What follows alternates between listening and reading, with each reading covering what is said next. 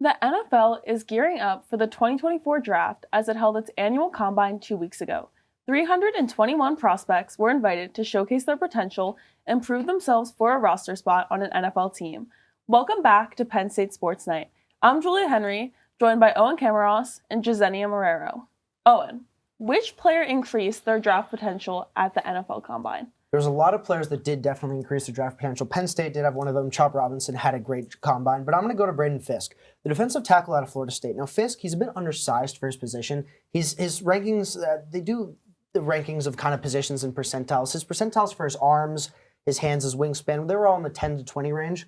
But the thing with Fisk was he was incredibly quick. He ran the fastest 40-yard dash time for defensive tackles. He has a 9.88 relative athletic score, which is basically all of the stats combined into one, which is really impressive. I think it was one of the top 2 or 3 highest stats for relative athletic scores for a defensive tackle. The thing with Fisk is a lot of what's been taken away from him, and a lot of the reason there was so much kind of question marks about him was he was a fifth-year senior. He's going to be 24 when he's a rookie in the NFL. That's pretty old to be a rookie. I mean, usually I see rookies 21, 22 years old.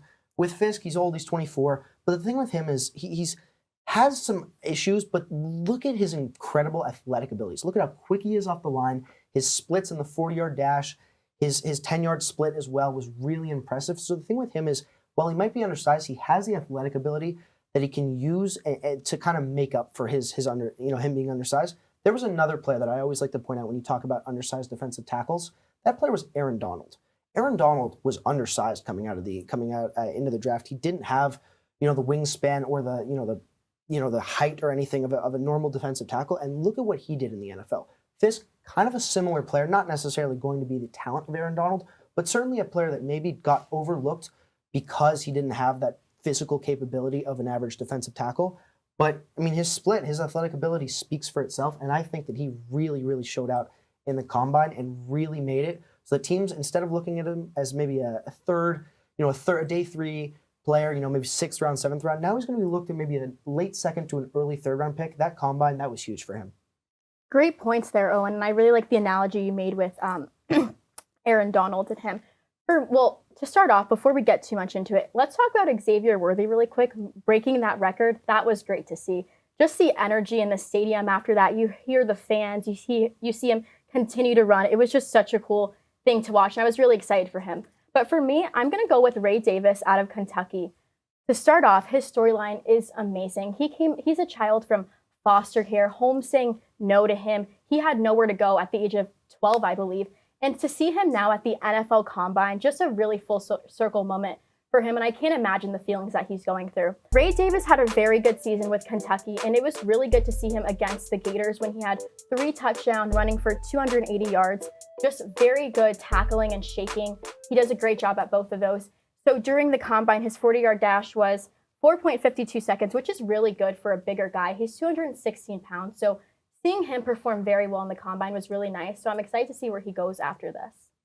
Yeah, both of those players look to be really exciting in the NFL, and hopefully, they can really have a strong career coming off of these combine performances. And what players do you think kind of fell in their draft potential at the combine? Jezenia, we can start with you.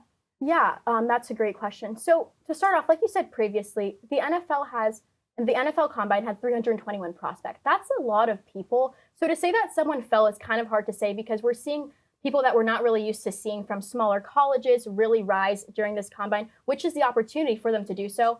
So to say that they completely fell is kind of hard, but it can be true. But I'm going to go with a South Floridian like myself. He's right out of University of Miami, stayed there.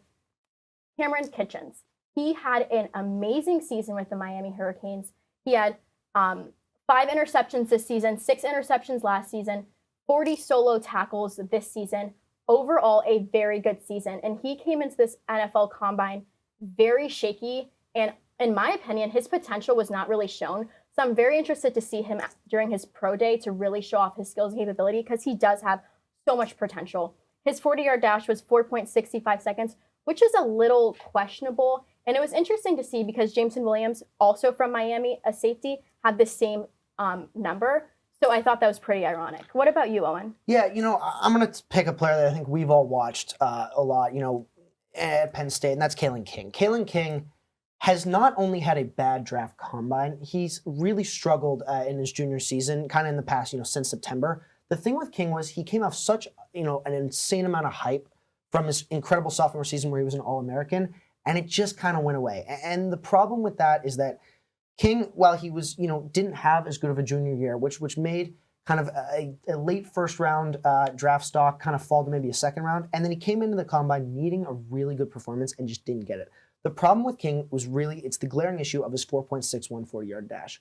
That is slow, very slow for a cornerback, especially a cornerback who has struggled covering deep ball wide receivers like a Marvin Harrison. Obviously Harrison, he's maybe going the first overall pick in the draft. He's certainly a player that, is expected to do great things against any cornerback, but the fact that Harrison was able to just absolutely demolish King when Ohio State played Penn State, especially on the deep ball, is scary, especially with King's 4.61 40-yard dash.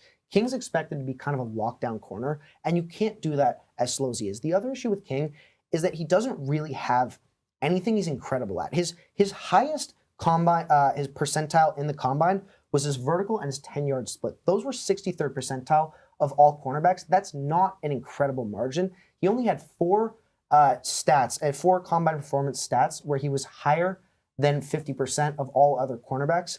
Prospect grade right now, it's a 5.69 for him. People have basically said that Kalen King is kind of no longer that late first round lockdown corner, but is now going to be, a practice squad or an end of the roster guy that maybe doesn't get the same looks. And King, that maybe he was a third round pick coming into this combine. He's fallen pretty far. Maybe he'll get a day 3 look.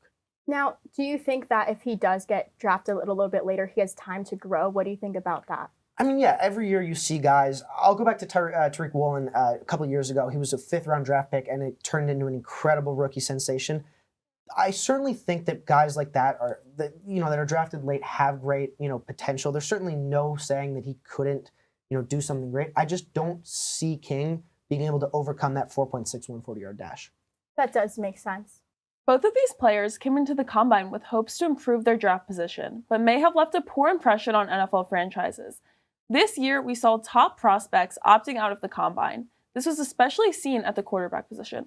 Owen, how do you see this impacting these players' draft stock, and how does this affect the future value of the combine?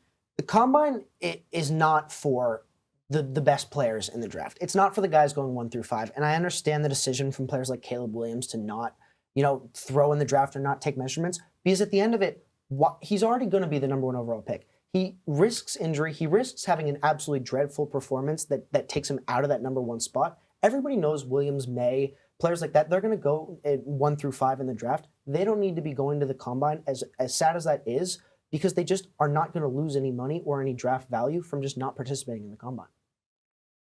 Oh, and I try to understand what you mean by that, but I don't. I really feel like the NFL Combine is supposed to be something great for fans to watch. And it's just going back into the point that how is this relatable? Not seeing these top players that played very good all season not perform. It's like, I understand maybe injury risk, which really, what are they? It's not like they're, so I don't really get that point.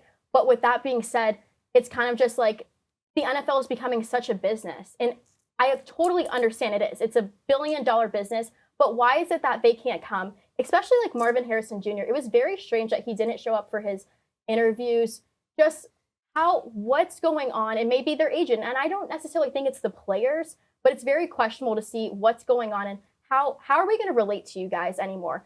At the end of the day, these NFL fans, they're not going to the combine. They're watching you guys at home. They're watching the draft. And I just don't understand the reasoning behind it. And I don't think there is really any real reasoning. Yes, it's definitely become an increasing topic of debate here. The NFL is a business, and the risk of injuries at the combine can outweigh the benefits for some of these top prospects. It has become a formality for some of these players, and they no longer feel a need to participate in the combine. It's more for those players after the first round who look to improve their draft stock. We'll have to wait and see, though, how these combine performances affect the NFL draft on April 25th and through the 27th. That's all the time we have for tonight. For Owen Cameros and Jezenia Marrero, I'm Julia Henry. Thank you for tuning in, and have a great night.